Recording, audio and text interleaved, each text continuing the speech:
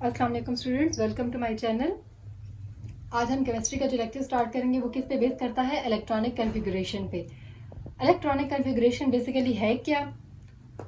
इसकी डेफिनेशन है डिस्ट्रीब्यूशन और arrangement of electron around the nucleus in orbits, shells और एनर्जी लेवल्स।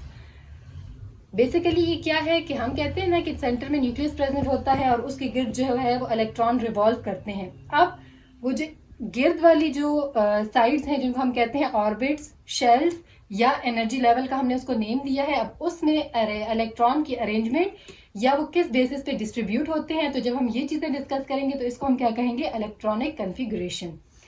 इलेक्ट्रॉन जो है वो न्यूक्लियस के गिर्द किस चीज़ में रिवॉल्व करते हैं? ऑर्बिट्स में। ऑर्बिट्स का सेकंड नेम क्या है? शेल्स। इसके अलावा इनको और क्या कहा जाता है? एनर्जी लेवल्स भी कहा जाता है। ऑर्बिट्स को जो है वो रिप्रेजेंट किस तरह किया जाता है? अल्फाबेट से। जो न्यूक्लियस के सबसे पहले वाला करीब वाला होगा उसको कहेंगे के, उसके बाद वाला जो होगा एल होगा और उससे आगे जाएगा एम, इसी तरह सो आगे जाते जाएंगे।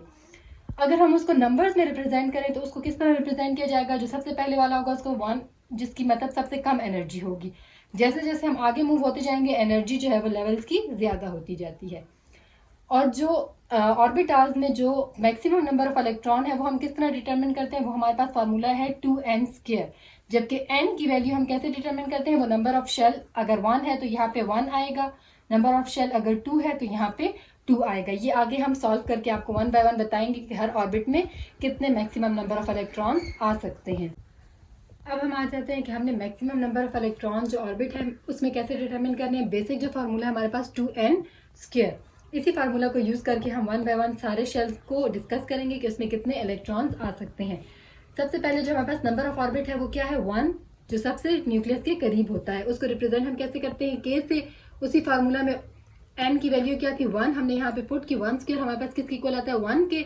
1 को मल्टीप्लाई किया 2 से तो हमारे पास आंसर में आया 2। मीन जो ऑर्बिट नंबर 1 है जिसको के से रिप्रेजेंट किया, इसमें मैक्सिमम नंबर ऑफ इलेक्ट्रॉन कितने होंगे? 2 आएंगे। इसी तरह अगर हम सेकंड नंबर ऑर्बिट पे जाएं, n की वैल्यू कितनी है? 2, और उसको रिप्रेजेंट कैसे किया गया है? l से। यहाँ पे हमने 2 की पावर 2 ली तो कितना आया? 4। 4 को 2 से मल्टीप्लाई किया 8, तो हमारे पास maximum number of electron in second orbit क्या होगा? 8। थर्ड में हमारे पास इसी फार्मूला को यूज करके 3² हमारे पास आ जाता है। 3 × 3 9, 9 को 2 से मल्टीप्लाई किया 18। So maximum number of electron in orbit 3 is 18। Fourth को हम करें 4 4 ज़ा 16, 16 2 ज़ा 32। So maximum number of electron in orbit number 4 which is represented by n is 32. अब हम आ जाते हैं concept of s and p shell. Shell या ऑर्बिट बेसिकली क्या है? न्यूक्लियस जो है वो हमारे पास सेंटर में होता है और उसके गिर्द का जो एरिया होता है, सो हम शेल की डेफिनेशन कैसे करते हैं? Area around nucleus where probability of finding electron is maximum. Mean nucleus है उसके गिर्द का जो एरिया है जहाँ पे ज़्यादा चांसेस हैं कि वहाँ पे इलेक्ट्रॉन जो है वो मैक्सिमम उसमें प्रेजेंट होगा, तो उसको हम कहते हैं शेल या ऑर्बिट। हर शेल या ऑर्बिट की जो है वो एनर्जी फिक्स होती है, उसको हम n से रिप्रेजेंट करते हैं और n हमारे पास नंबर ऑफ शेल्स जो है वो 1 2 3 4 सो हो सकते हैं। जैसे ही नंबर ऑफ n इंक्रीज करेगा number of shell also increases. अब हम कहते हैं न्यूक्लियस सेंटर में है और इलेक्ट्रॉन जो है वो उसके गिर्द जो ऑर्बिट है उसमें मौजूद है। अब जो पहला ऑर्बिट होगा तो उसका और न्यूक्लियस का जो गैप है वो कम होगा, उनका डिस्टेंस कम है, तो इलेक्ट्रॉन जो फर्स्ट ऑर्बिट में होगा उसकी एनर्जी भी कम होगी। लेकिन जैसे हम आगे जाते जाएंगे नंबर ऑफ शेल्स इंक्रीज हो रहे हैं। अब जैसे नंबर ऑफ शेल इंक्रीज होगा तो जो करीब शेल था वो और जो दूर शेल है उस शेल में जो इलेक्ट्रॉन मौजूद है वहाँ पे जब न्यूक्लियस और इलेक्ट्रॉन के दरमियान में डिस्टेंस ज़्यादा हो जाएगा, उस वजह से जो इलेक्ट्रॉन ज़्यादा दूर है उसकी एनर्जी भी इंक्रीज होती जाएगी। फॉर एग्जाम्पल यहाँ पे ये सेंटर में न्यूक्लियस है और ये जो नंबर 1 शेल है जो न्यूक्लियस के बहुत करीब है, यहाँ पे इलेक्ट्रॉन जो है इसकी एनर्जी कम होगी क्योंकि ये न्यूक्लियस के करीब है। लेकिन अगर अब मैं नंबर 3 शेल में आ जाऊं तो यहाँ पे न्यूक्लियस और इलेक्ट्रॉन का जो गैप है वो ज़्यादा हो गया, तो यहाँ पे जो इलेक्ट्रॉन होगा उसकी एनर्जी मैक्सिमम होगी, इस वाले इलेक्ट्रॉन से इसकी एनर्जी ज़्यादा होगी। अब हम आ जाते हैं सब शेल की डेफिनेशन पे।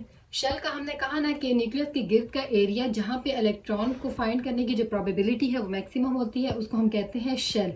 अब विद इन शेल बहुत सारे ऑर्बिटल्स एक या एक से ज़्यादा ऐसे होते हैं जिनकी एनर्जी सेम होती है, उसको हम कहते हैं सब शेल।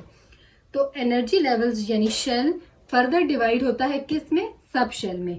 और सब शेल हमारे पास 4 होते हैं जिनको नेम किया जाता है S P D F small letters में। हमारे पास 4 सब शेल्स हैं, एक है एस पी डी एफ। सबसे पहले आ जाते हैं एस सब शेल पे। इसकी शेप क्या है, सिंपल सर्कुलर है और इसमें एक ऑर्बिट होता है जिसमें 2 इलेक्ट्रॉन्स हमारे पास आते हैं और इसको हमने नेम क्या दिया है, शार्प का। सेकेंड हमारे पास है पी की डबल शेप है, इसमें 3 ऑर्बिट हैं। हर ऑर्बिट में 2 मैक्सिमम इलेक्ट्रॉन होंगे और उन इलेक्ट्रॉन की जो स्पिनिंग है वो ऑपोजिट डायरेक्शन में होगी। एक अगर आपके पास क्लॉकवाइज है तो दूसरा एंटी क्लॉकवाइज होगा। इसको नेम क्या दिया गया है, प्रिंसिपल सबशेल। थर्ड हमारे पास है डी, डिफ्यूज को रिप्रेजेंट कर रहा है। इसमें 5 ऑर्बिट्स हैं और हर ऑर्बिट में 2 इलेक्ट्रॉन आ सकते हैं और उनकी क्या होगी, ऑपोजिट स्पिनिंग होगी। फोर्थ हमारे पास है फंडामेंटल और इसकी शेप जो है वो कॉम्प्लिकेटेड है, जो आपके कोर्स में इंक्लूडेड नहीं है।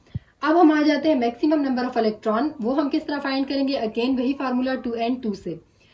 अब कहते हैं हमारे पास जो पहला सब शेल होता है वो कौन सा होता है, के, उसको रिप्रेजेंट किया n 1 से। n कितना इक्वल होगा, 1 के इक्वल होगा और उसमें मैक्सिमम नंबर ऑफ इलेक्ट्रॉन कितने आते हैं, 2। अब हमारे पास जो के शेल है उसमें सिर्फ s सब शेल प्रेजेंट होगा और वो 2 इलेक्ट्रॉन s सब शेल ऑक्युपाई कर लेगा। सेकंड हम आ जाते हैं एल पे मैक्सिमम नंबर ऑफ इलेक्ट्रॉन्स हैं 18 और उसमें 2 सब शेल मौजूद हैं, एक s मौजूद होगा और एक p मौजूद होगा। s में हमारे पास मैक्सिमम कितने इलेक्ट्रॉन आते हैं, 2 और p में कितने आएंगे, 6। थर्ड हम शेल पे आ जाते हैं जिसको m से रिप्रेजेंट किया है और नंबर ऑफ इलेक्ट्रॉन मैक्सिमम उसमें कितने आते हैं, 18। इसमें 3 सब शेल्स मौजूद होंगे, 2 जो है वो s में आ जाएंगे, 6 जो है वो p में आ जाएंगे। तो 8 हमारे इस तरह हो गए और जो रिमेनिंग 10 है वो हमारे पास d के जो 5 ऑर्बिटल्स हैं उसमें फिलअप हो जाएंगे। तो इस तरह ये जो है इलेक्ट्रॉन की डिस्ट्रीब्यूशन सब शेल्स में की जाती है। अब हम आ जाते हैं ऑफ-बॉ प्रिंसिपल पे। बेसिकली ये प्रिंसिपल क्या है, ये हमें बताता है कि इलेक्ट्रॉन की डिस्ट्रीब्यूशन सब शेल्स में कैसे करनी है। अकॉर्डिंग टू ऑफ-बॉ प्रिंसिपल जो लोअर एनर्जी लेवल्स हैं उनको पहले फिल किया जाएगा और जो हायर वाले हैं वो बाद में होंगे। तो इसमें क्रॉस कटिंग की गई है ताकि हमें पता लग सके, पहले आपके पास n की वैल्यू 1 है तो उसमें मीन 1s ही मौजूद होगा।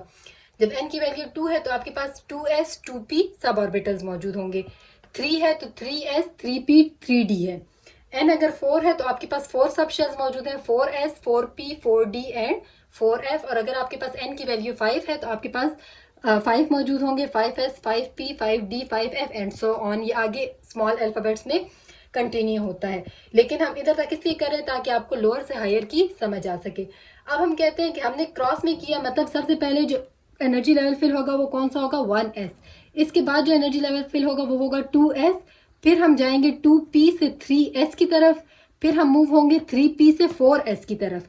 3d जो है वो बाद में फिल होगा 4p के साथ। क्यों, क्योंकि जो 4s है उसकी एनर्जी कम है बनिस्बत 3d के। 3d की एनर्जी ज्यादा है, 4s की कम है, तो 3p के बाद फौरन जो है वो 4s का फिल होगा और फिर हमारे पास 3d जो है वो फिलिंग होगा। तो बेसिकली हमारे पास फिलिंग ऑर्डर क्या आ जाता है, सबसे पहले 1s में 2 इलेक्ट्रॉन आएंगे, फिर 2s में 2 आएंगे, फिर 2p में जो है वो 6 आ जाएंगे, 3s में 2, 3p में 6, 4s में 2 और फिर 3d जो है वो आगे हमारे पास 10 मूव होगा। लेकिन ये हमारे पास नंबर ऑफ इलेक्ट्रॉन्स उस एटम को या एलिमेंट को जिसको हम डिस्कस करें उनकी बेसिस में फिलिंग होगी। बाद पे हमारे पास फिलिंग यहीं पे स्टॉप हो जाती है क्योंकि नंबर ऑफ इलेक्ट्रॉन्स इतने होते हैं, बाद में हमारे पास आगे जाती है। तो ये टोटली जो फिलिंग है वो किस पे डिपेंड करती है, नंबर ऑफ इलेक्ट्रॉन्स पे। तो हमेशा फिलिंग होगी। फिलिंग का ऑर्डर क्या होगा, जो लोअर एनर्जी लेवल है वो पहले फिल होंगे और जो हायर एनर्जी लेवल है वो उसके बाद फिल होंगे। आई होप कि ये टॉपिक आपको क्लियर हो गया होगा। इंशाल्लाह नेक्स्ट वीडियो में हम आइसोटोप से रिलेटेड डिस्कशन करेंगे। तब तक के लिए अल्लाह हाफिज।